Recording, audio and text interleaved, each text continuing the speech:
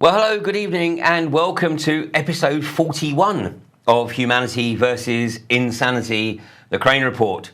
Now, a little over 2 weeks after the UK elections, and I think that there is increasing evidence to show that the elections were certainly not totally genuine.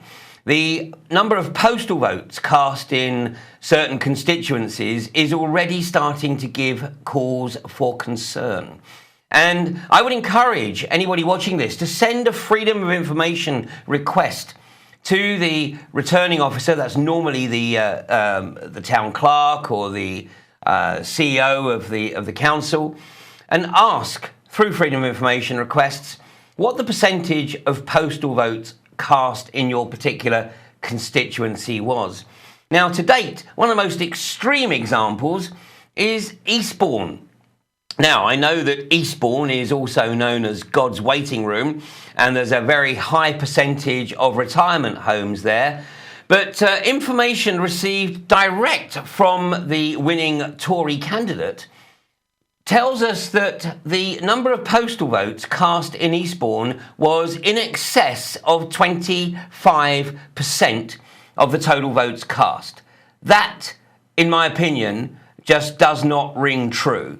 Anyway, we'll hold it there because as more and more information comes in over the coming few weeks, we'll be able to look at the analysis of how, in all probability, postal votes were used to commit electoral fraud in the UK. Now, there was another incident on that night in David Cameron's constituency at the Count. And the Mail Online, I'm not sure whether the article was actually run in the hard copy, but here was the headline: "Not a Tory voter then. Who is the fake sheikh who tried so hard to get a selfie of himself giving Cameron the finger?" Well, I think there is a man after many people's hearts. And the subheading there: "Shady character, framed shot so that PM slotted perfectly into the background. A mystery man in headdress and sunglasses sent Twitter into meltdown." And in the interests of political correctness, the Mail Online decided that they would actually pixelate the fake sheikh's finger as he was framing Cameron in the background. And I'm not sure how well you can see it there, but it's very clear that Cameron has caught sight of it, and he's looking somewhat pensive there. But here's a closer up, and of course, because Cameron's not in the background now, the finger isn't pixelated. So obviously, the finger is only pixelated if Cameron is in the background so that he doesn't get offended. Well, the fake sheikh is actually known to me, and I knew that he was going to be at the Witney Count. He was the guest of Deke Jackson, who was standing for the Land Party against David Cameron. But the fake sheikh has produced a short video explaining why he decided that he wanted to go to the Witney Count as a fake sheikh and register his protest against Cameron's war crimes. So take a look at this.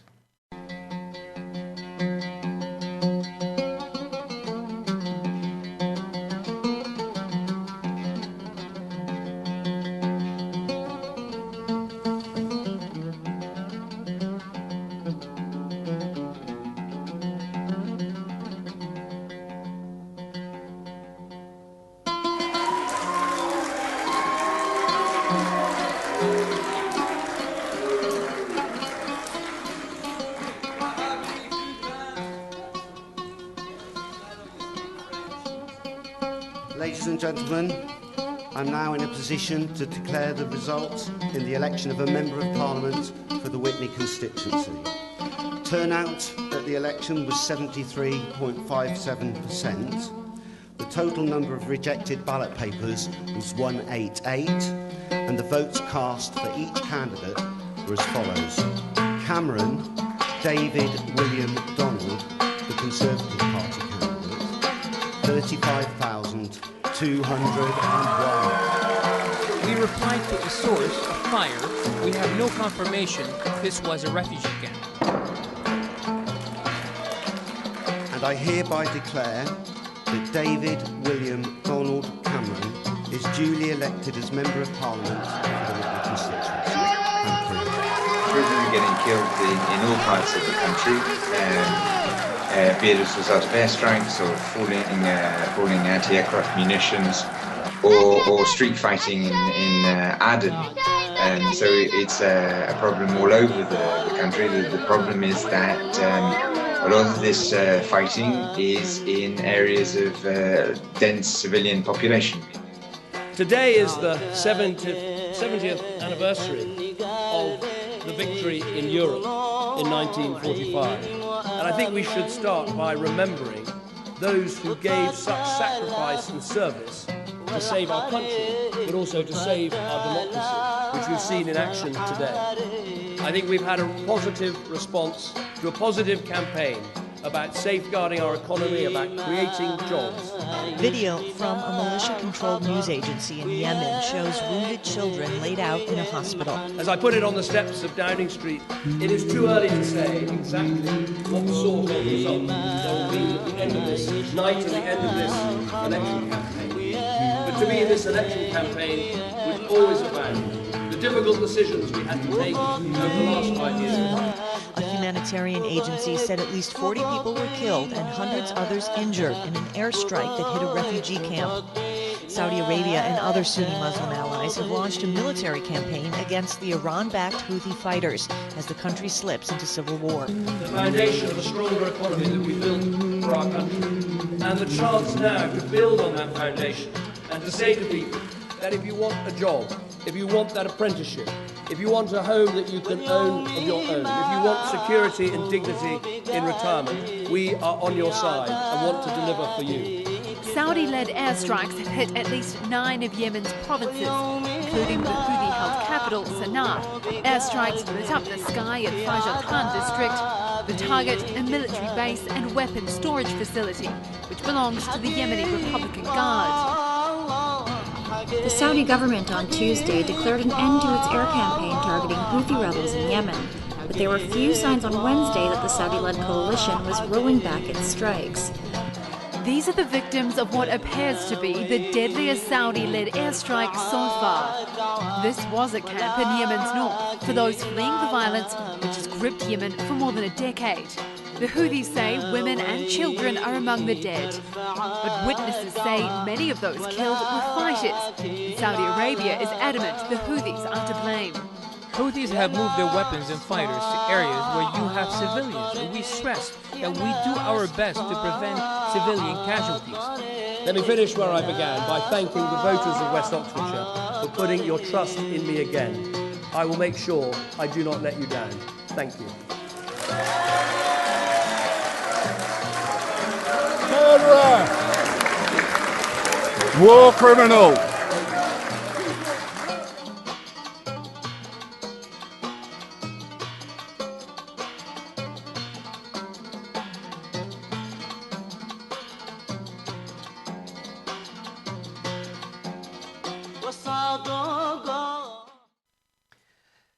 Well, of course, I think I mentioned on the last episode of Humanity vs. Insanity that William Hague, who of course didn't stand for re-election on May the 7th, is moving into the private sector. And it is anticipated that he will earn something in the region of £20 million in the coming year, primarily from his links with the arms industry. So the UK is, without any shadow of doubt, becoming a serious purveyor of death. Not that that's any different from what the British Empire has been doing for a long time. Of course, it's no longer an empire. Now it just sends the weapons to somebody else. Well, my guest tonight is somebody who will definitely have a view on what's occurring in the Middle East. So having recovered from the rigours of AB6, it's with great pleasure that I welcome back Ken O'Keefe. So Ken, are you there? I am here, brother. How are you? I'm well, and it's great to hook up with you again, obviously. And thanks very much for your contribution at AB6. We're going to actually show a short clip of you in full flow a little bit later on. It's one of the few clips that we could find with that is broadcastable before the watershed. You were definitely in full flow, and rightly so. I mean, it was a pleasure to actually see you and, of course, all the other speakers absolutely speak from the heart. So, Ken, what we've just seen is, of course, the video that was put out by the fake sheikh registering his dissatisfaction, his disgust at the UK effectively sending arms to Saudi. And, of course, Saudi is using them to do Israel's dirty work and effectively helping Israel to establish Greater Israel.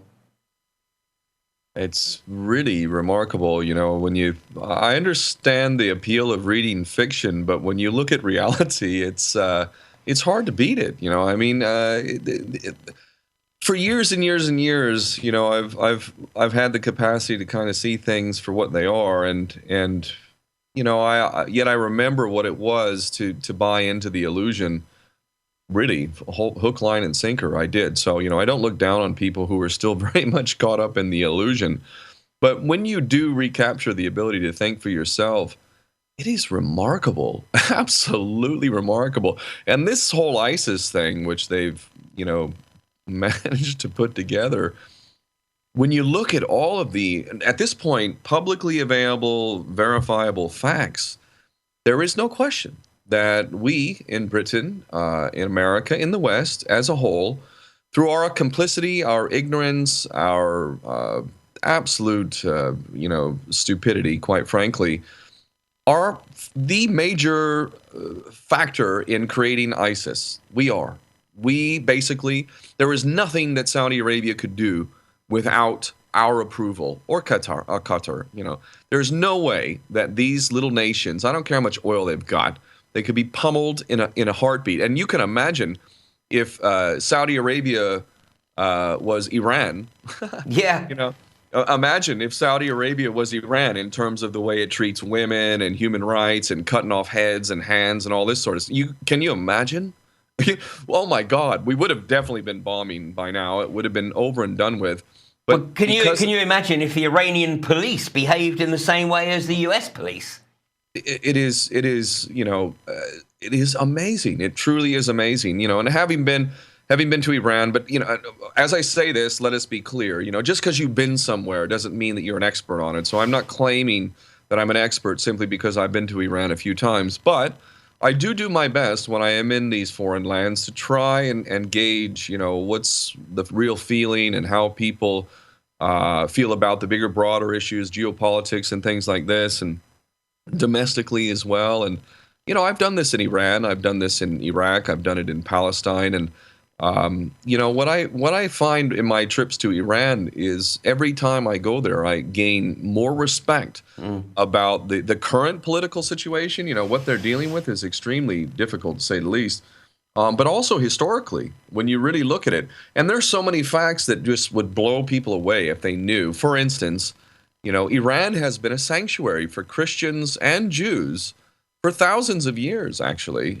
You know, it has been time and time again a place of sanctuary when Jews in particular have been run out of this country or that region and whatnot.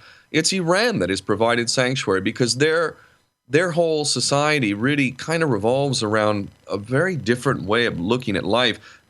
As an example, like they all know poets. They love poetry in Iran. Who would have thought that? They love poetry. They all know poets. All of the people there have favorite poets.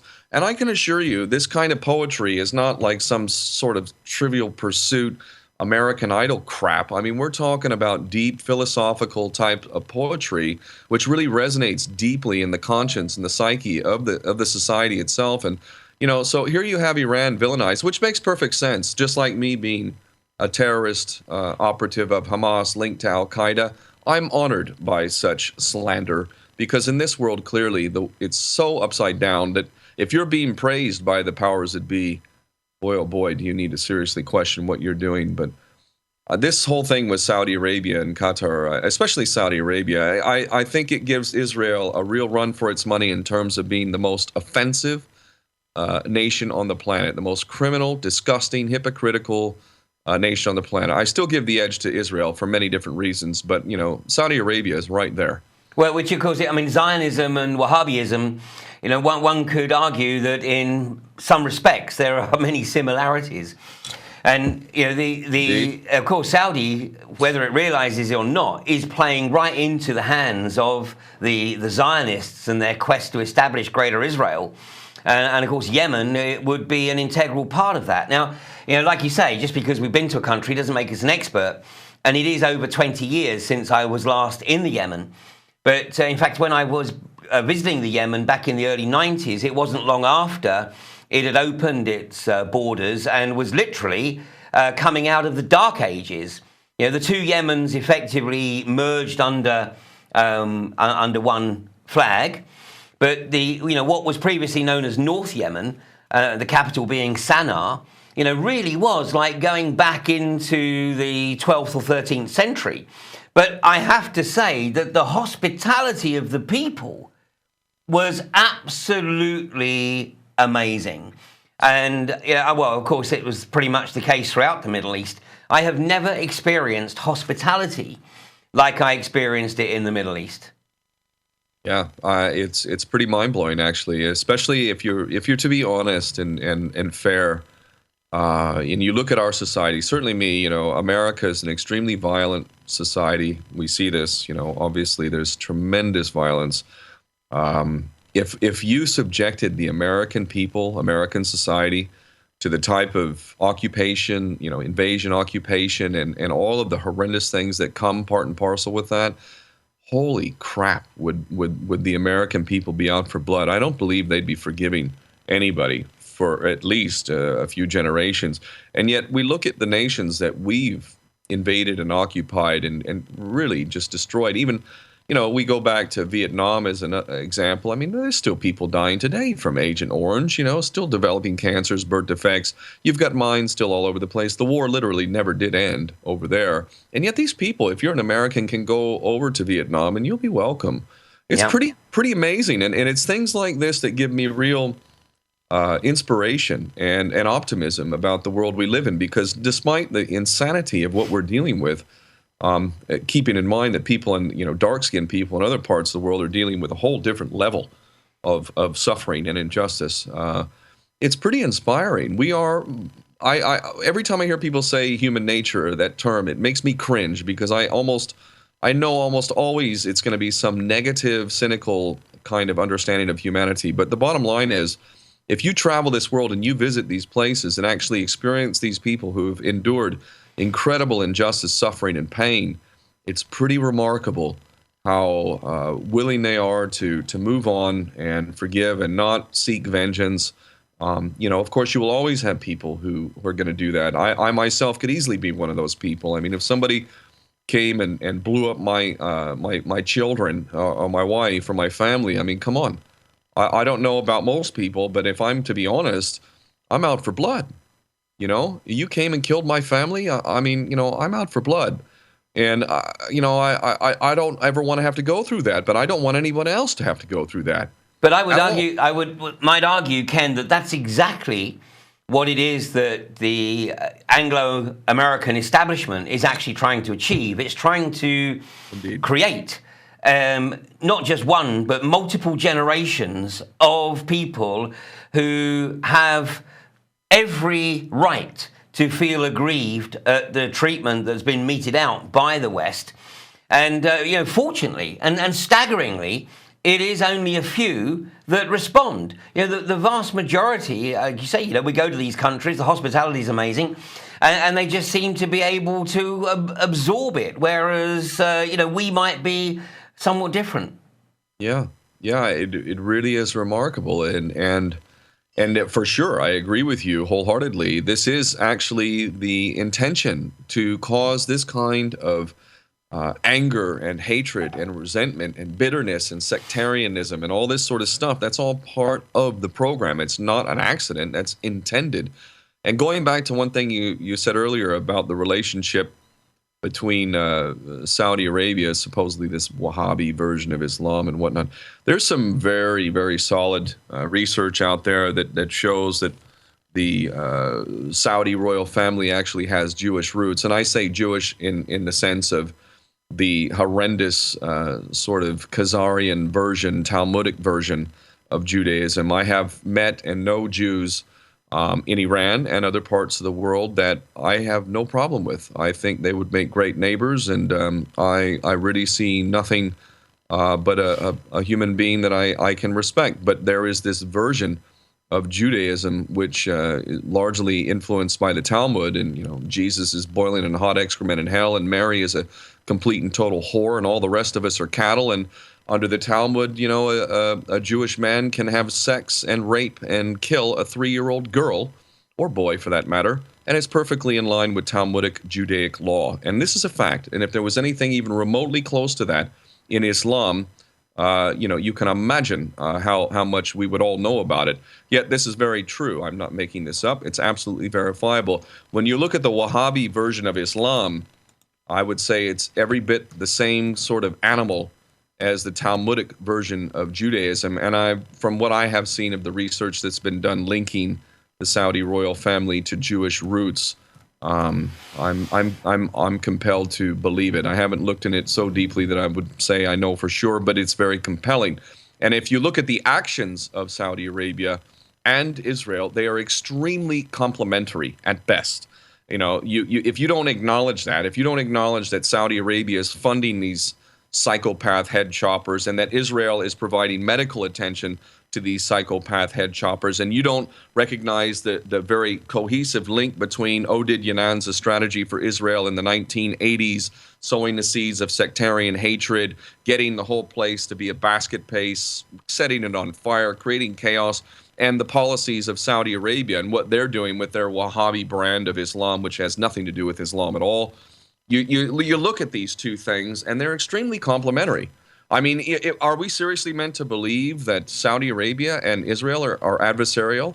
And wouldn't they be if this is truly an Islamic country with Mecca and Medina, the two most holy sites in all of Islam? Would we not think that there would be some problem between Israel and Saudi Arabia? Yet we look at the money of Saudi Arabia, almost an unlimited amount of money. And what have they done to harm or to fight Israel and to actually show some solidarity with their Palestinian Muslim brothers and sisters? Not a damn thing. So they're one and the same. Saudi Arabia and Israel are one and the same. They both work for the same powers that be. They are on the same page. They're supposed to be adversarial, just like a Democrat, Republican, Tory, Labor. They're on the same damn team. Absolutely. And, of course, Netanyahu is quite possibly one of the most extreme perpetrators of pure Zionism of the modern generation. And what's interesting is that it seems that there is an increasing percentage of particularly young, educated people, Jewish people in Israel, that are becoming increasingly concerned about the aggression that is perpetrated and the inhumanity that is perpetrated by the Netanyahu agenda.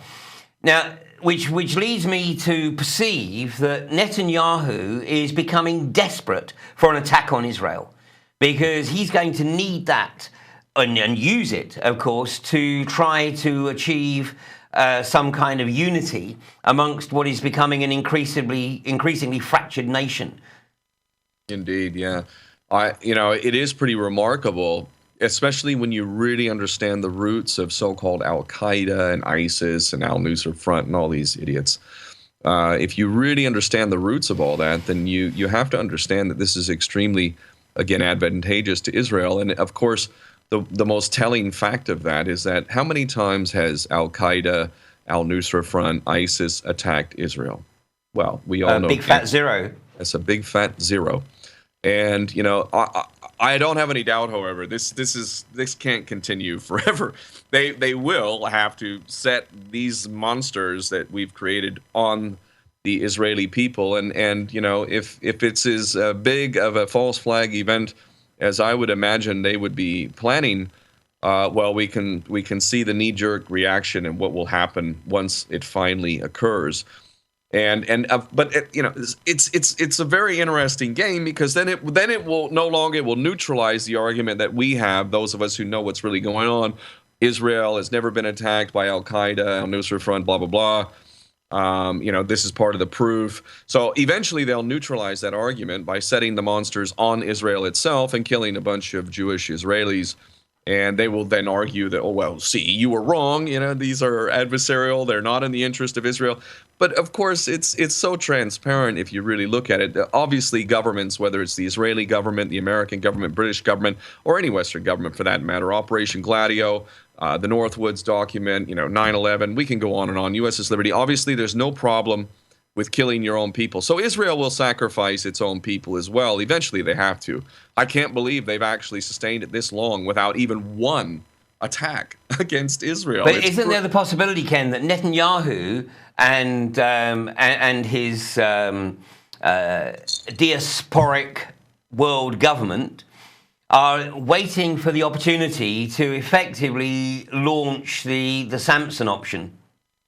Well, that's the issue that is so taboo that most people don't even know what that means, and it's one of the issues that I've tried my best to repeat over and over as much as necessary. I'll keep doing it because this is a very serious threat, and for those who don't know what it is, I mean, the Samson option is a reference to biblical times, the story of Samson, who basically, long story short, paraphrasing, he was done. He was over. His enemy was overpowering, and it was it. His time was over. So he decided to push down the pillars of a temple and kill himself and everyone else. So if I'm going to die, well, I'm going to take you all out with me. And this is very much at the heart of the psychopaths who were in charge of Israel, the criminal state of Israel. And you can't just ignore this very, very deeply held philosophical belief amongst these psychopaths who are running Israel that if these bastards, the rest of the world, which they have this sort of paranoia, schizophrenic, paranoid kind of reality that everyone's out to get them. Which there's some truth to it. If you continue acting like that, then yes, people are going to be after you. But act like a decent human being. Nobody's inherently anti-Jewish. It's the behavior of something like the Jewish state, which becomes the seedbed for anti-Jewish feelings. So stop acting that way. It's the same thing with America. There's not like an inherent anti-American gene. It's the actions of America that cause anti-American feelings. It harkens back to, just do you remember this nonsense? I remember watching this and just feeling nauseous. Why do they hate us? After the attacks. Yeah, George Bush. Yeah, they hate us for our freedoms, isn't it? Yeah, they hate us for our freedom. That's what it is. This is so ridiculous, but it's becoming the gulf between reality and the illusion, which is so very powerful. You get all these experts and all these academics and all these political figures who will get up on the BBC and CNN and Fox and all these different stations, and they're all talking in a cohesive kind of way about a worldview that it must be true. I mean, you couldn't possibly get all these people talking this way in concert. But it's really quite easy if you understand how it functions. Just very, very simply put, if you want to maintain an income, well, then you do what you're conditioned to do. And if you want to lose your job and your income, then let's talk about 9/11. Let's talk about the obvious falsehoods of the things we're being taught. Most of the jobs that are created in this world in some form or shape come back to the powers that be. If it's government positions, academic positions, the police, the military, all of that is controlled by the powers that be through the financial system. So if you want to keep your job, you're not going to be bringing up obvious issues about things like 9/11 and other such subjects because you're going to lose your job at the end of the day. So this is how they're able to do it. And when you look at the way these experts and all these idiots get up and say this stuff, it's just a matter of keeping their job. That's all. And sadly, because it's such a literally a constraining factor, because they are locked into their materialist version of reality, and it's, as I referred last weekend, it's the bondage of assets. This whole thing about house ownership or property ownership or ownership of this, ownership of that. And of course, the reality is that very few people actually do own their property because they're up to their eyeballs in the debt, the mortgage, the death grip. And of course, that's exactly what the establishment wants, because the more it has you in the grip of debt, then the more malleable you are. And it is only when you basically free yourself of those shackles, the bondage of your assets, that you actually have the freedom to challenge the establishment. And they know it. And of course, what we're creating is a generation of one-dimensional bots who have an intellectual maturity that is barely out of kindergarten, because they are literally conditioned to hold a worldview that unless you agree with every single thing they agree with, then you have to be regarded as their mortal enemy. So we're actually shutting down discussion and debate. So that, what we're doing is saying there's no such thing as an open mind. It's not politically acceptable to have an open mind. You must have a worldview, and if you want to protect your assets, then your worldview has to conform with that of the establishment. Yeah. I've had some recent experience to kind of affirm what I had, the understanding that I had developed, and largely my understanding of the whole material realm and how they get you sucked into this is because I grew up in Southern California, and I'm talking the epitome of materialism and superficiality. I mean, what kind of car do you drive? Who do you know? How much money do you make? This is how you're measured. And I know this very well. This is where I grew up. I know Southern California as well as anybody. And, as much as I grew up in that environment and aspired to have material things, I was never overly intoxicated with the need to acquire material things. There was always something a little bit deeper that had resonance with me. But here's an example of how I affirmed that even fairly recently, is that, my mom passed on last year, and, she wasn't a rich woman, but she did well for herself, and she managed to save up a bit of money, and she passed that on to me. And, I don't have a ton of money at all. By Western standards, I'm not by any stretch rich, but by, third world standards, sure, I'm rich compared to most people, but not by Western standards. And I tell you what, once I had a bit of money, all of a sudden I started having all these concerns about, what do I do with it? Where am I going to put it? I can't keep it in the bank. I got to put it here. Got to do something with it. Got to do this. Got to do that. Whatever. All these concerns that I never actually cared about because I've been, living hand to foot ever since I left Hawaii in my own business where I had money and whatnot. And I've never regretted it. I've never felt, oh, I'm hard done by or anything like that. Once they get you in the material, once they get you hooked on the material, the comforts of the material world, you're controlled, man. You are enslaved. So this is such a key, especially if we're going to, the way we raise our children, the way that we communicate with each other, the values that we really, really take into ourselves and become part of us. If they are material in nature, physical, material things, then they got you. They will have you. If you don't revolve around that, if you have a spiritual understanding, if you know, like I do, that things go beyond the material, put a bullet in my head right now, and, as much as I would have preferred to live longer and have time with my family and so on and so forth, you've not done anything to me, really.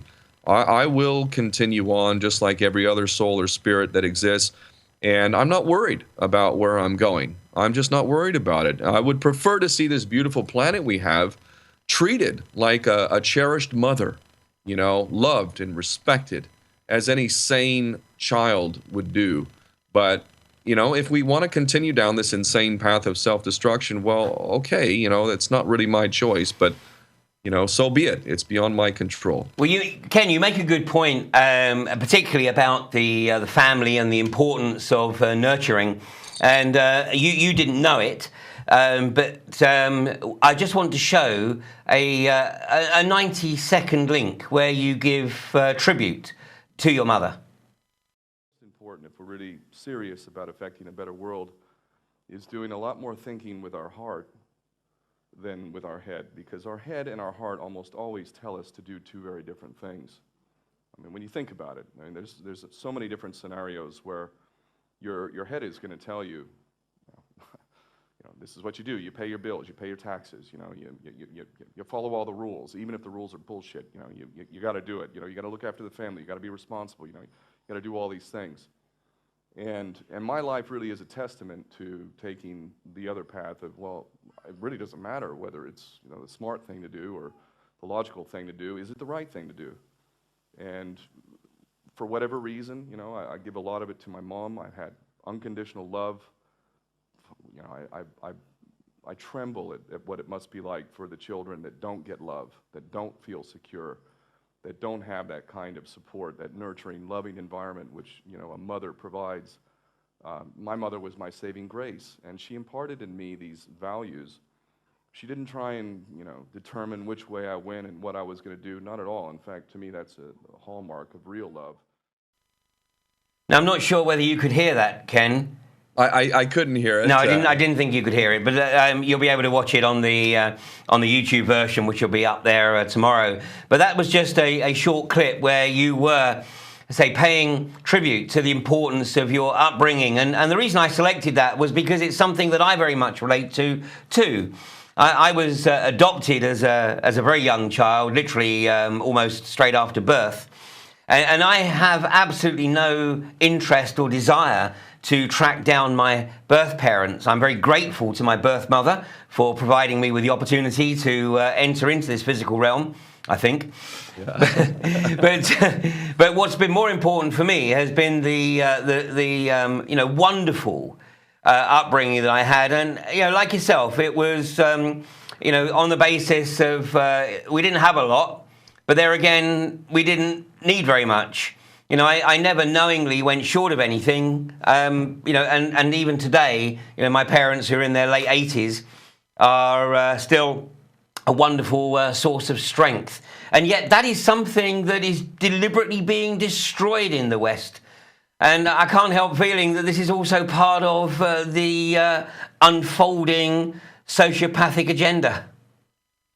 Well, the attack on family and morality and ethics is, the older I get, the more I can see examples of this. One of the most incredible examples, one of the most horrendous examples, which we can see the direct results of to this day, is the policies towards directed largely towards Black Americans. We know the history of slavery. Less people know about the follow-up to slavery was sharecropping. Okay, now you're free. Yeah.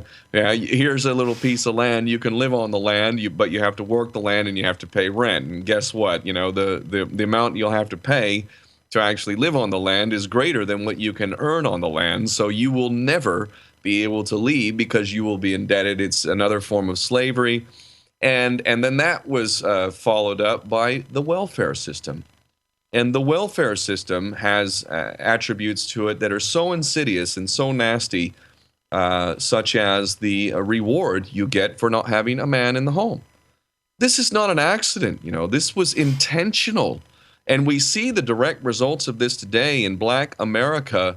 There are, a tremendous minority of fathers who are actively involved in the home with the children. And I relate to this very deeply, because I know I joined the Marine Corps. I had different reasons. I thought there were such and such discipline and initiative. I needed more of that.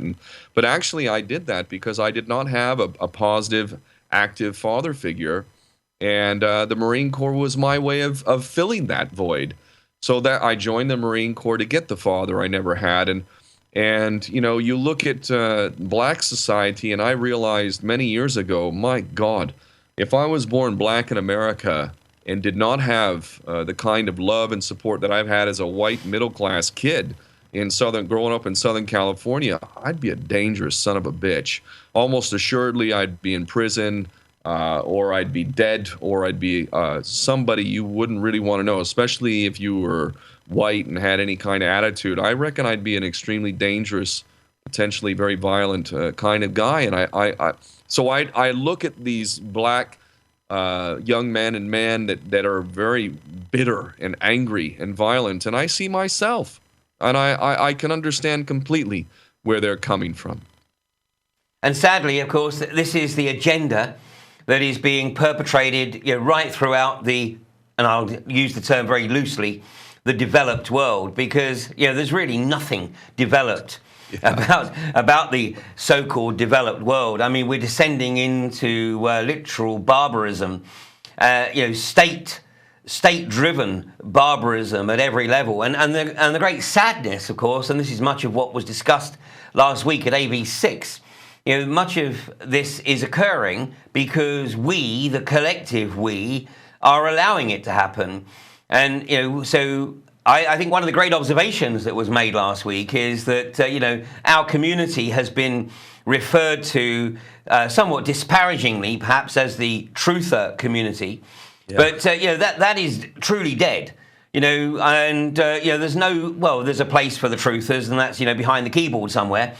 But, what is required now is the positive activists, the people that are literally stepping up to the plate and actually making a conscious decision that, what is unfolding is not going to continue. And although it's not going to be an easy task, but individually and collectively, we are determined to do whatever it is that we can do to try and get a return to some sanity and give humanity an opportunity to evolve as it should be evolving, and not as the literal slaves and pawns of those who consider themselves to be the rightful rulers. Well, it was always going to come down to this, wasn't it? I mean, it's coming to a head. It really is. And this is where I'm actually quite happy about all these draconian laws, all these different things that they're bringing through, Cameron winning the election, this trade deal, TTP, TTIP, sorry. This is these extremism. Every time I'm looking at these stupid rags they give you for free in the London, tube and whatnot, I always read them because it's, an excellent opportunity to see what kind of BS they're feeding the public. And, extremist is everywhere, man. I'm like seeing it. And that's me, that's definitely me. They're talking about me, The only thing that makes me any different from the extremists that they're definitely going to be getting and already have been getting, so-called extremists, is that I'm white. And, if you want to come after me, it's a little bit, there's different things to consider. And it could be a little bit more problematic for you. You can take a Muslim or a dark-skinned person and call them an extremist. You remember when we started this whole so-called war on terror, wasn't it just sickening the way all that was needed to be said by the mainstream is, terrorists, so many terrorists were killed here, and so many, insurgents were killed. And all it took was just the media to say it. That's it. The military could say it, the media said it, and it must be true. And most people bought that crap. And, but for me, and I know people like yourself and others, this is hideous. Who are these so-called terrorists? These are like fathers, women too, mothers and whatnot, children, for Christ's sake. And they just get labeled with this terrorist thing. And that's what's been happening. That's what we've been doing to the Arab and Muslim population largely.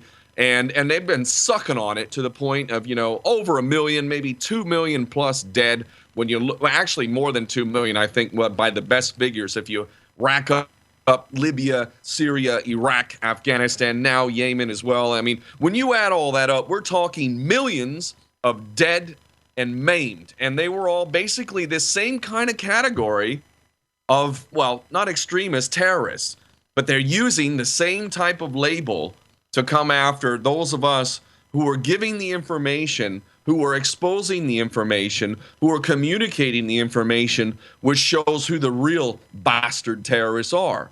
And so, of course, in this Orwellian existence that we have, we become the extremists, whereas the system is supposedly the rational and the sensible. But the good news is, like you say, more and more people are starting to see through it. The more outrageous it gets, they are really starting to... In fact, they're doing us a massive favor in many respects, because they're actually increasing the numbers and the percentage of people who are saying, you know what, there's something not right here. And I'm just going to, Ken, we've run out of time. So first of all, let me say thank you so much for your wonderful contribution at AB6. And hopefully you'll be back with us next year for AB7. And thanks again for joining me tonight. I hope you do have me back next year. You put on a wonderful event. My deepest of love and respect to you, my brother. The hard work and everything that you've done. And I never even knew that you were, an orphan and taken in by another family. And it just says a whole lot more about who you are and what kind of human being you are. It really is an honor to know you. I thank you very much. A real blessing to have been at AB6, and I definitely hope to be there next year. Okay, that's great. And, well, the respect, as you know, is mutual. And I just want to close with an example of one of the sociopaths, because that's what this guy is. But he started to realize that maybe they're ramping it up a bit too quick. And this is from Steve Hilton, who was David Cameron's advisor on his election strategy. And this reported in the Mail Online. He says, we're ruled by a cosy elite who all go to the same dinner parties. He says it calls on David Cameron to do more for the poor and listen less to the rich. No shit, Sherlock. Thanks for joining me. We'll see you next week.